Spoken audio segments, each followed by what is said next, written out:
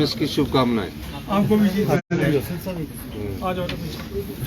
Sir लगभग एक हफ्ते से भी ज़्यादा अंतराल के बाद स्वस्थ होकर लौटे हैं और बड़ी चर्चाएं हैं मंत्रिमंडल गठन को लेकर, विधानसभा सेशन को लेकर, क्या कहेंगे, कब तक हो पाएगा?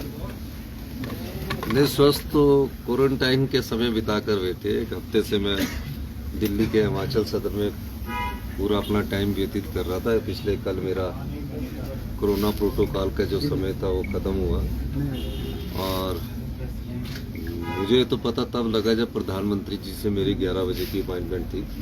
हमारे रेजिडेंट कमिश्नर ने हमारा RT-PCR का टेस्ट लिया था और उन्होंने कहा कि आपको कोरोना हो गया है। तो मेरी उनसे प्रधानमंत्री से जिससे जो मिलने की कटसी कॉल थी वो भी नहीं हो पाई और फिर मुझे क्वारंटाइन होना पड़ा और कल मेरे समय खत्म हुआ। सर, जिस तरह से सरकार ने पिछले 6 महीने के कामों को रिव्यू किया है, उसके बाद से बीजेपी काफ़ी आक्रामक है। आज विपक्ष के नेता चुन लिए गए हैं जयराम जी, और राज्यपाल को भी एक ज्ञापन सौंपा है। मांग की गई है कि फिर से इनको बहाल किया जाए। बड़ा आंदोलन की भी चेतावनी दे रहे हैं। इसको लेकर क्या कहेंगे? इस पिछली जो सरकार थी जयराम जी की, उसकी विडंबना देखिए।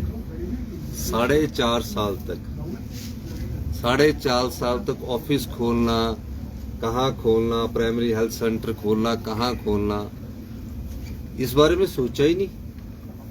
और जब चुनावों का वक्त आया तो 590 संस्थान खोल दिए। इतने संस्थान जितने भी प्रदेश के पिछले मुख्यमंत्री रहे हैं उन्होंने भी नहीं खोले। और संस्थान कैसे खुले?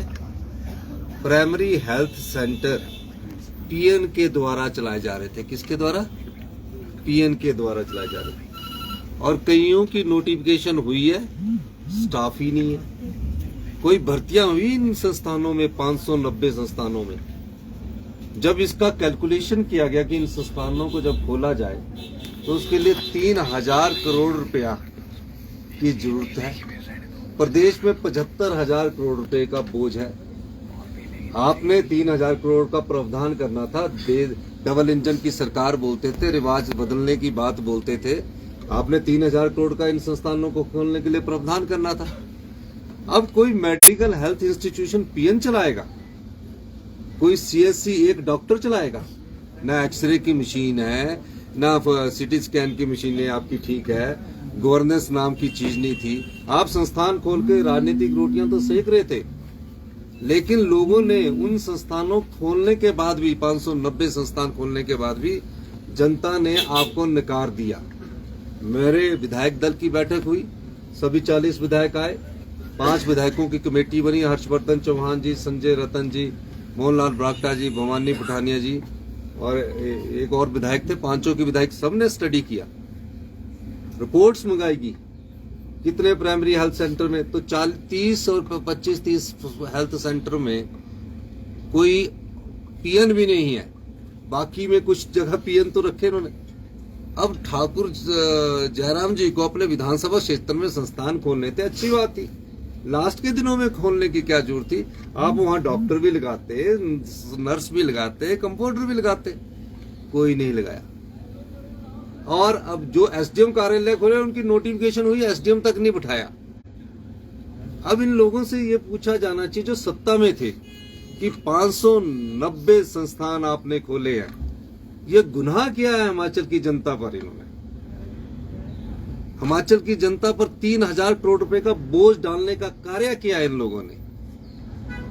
हम जनता की अदालत में पूछेंगे कि जब कभी कोई संस्थान खोलना हो तो क्या उसमें कर्मचारी और अधिकारियों की जरूरत नहीं होते?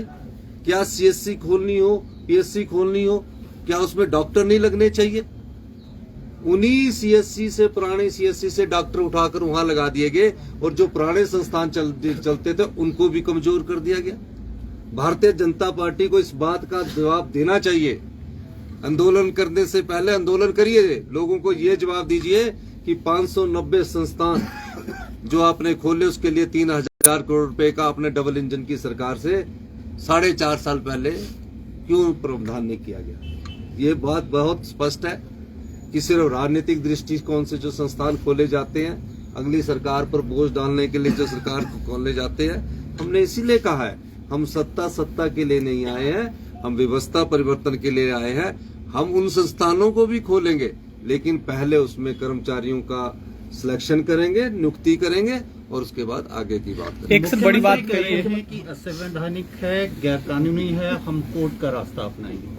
आपको बिल्कुल अपनाना चाहिए। हम तो चाहते हैं जल्दी कोर्ट जाए, ताकि कोर्ट में हम बता सके ये नोटिफिकेशन है, कौन सा कर्मचारी की नियुक्ति कब हुई, कब सिलेक्शन हुई। एक भी इंटरव्यू तो इनसे होते नहीं है। अगर इन संस्थानों को खोलने के लिए आप तो सब पत्रकार बंधु है, जितने रिजल्ट एसएसबी में फंसे हुए हैं, कोई रिजल्ट इनका पिछले 5 साल में नहीं आया, कोई इन्होंने नियुक्तियां नहीं की, तो संस्थान खोलने के लिए स्टाफ कहाँ था ये मुझे बताना चाहिए उन्हें। और आप करिए, हाई कोर्ट में जाइए। हाई कोर्ट में हम जनता की अदालत, हम तो खुद जनता की अदालत में जाना चाह रहे हैं, बताना चाह रहे हैं कि कितना बड़ा धोखा आपने हिमाचल की जनता के साथ किया, अपने विधानसभा क्षेत्र के लोगों के साथ किया। संस्थान खोल दिए, कर्मचारी है ही नहीं, पैसा है ही नहीं, बजट में आपत्तियां हुई है। एक बड़ी बात उन्होंने कही है कि सही मुहूर्त में शपथ समारोह नहीं हो पाया है सरकार का, और मंत्रिमंडल का गठन नहीं हो पाया है। तो ऐसे में अगर मिशन लोटस होता है तो उसके लिए भाजपा जिम्मेदार नहीं होगी।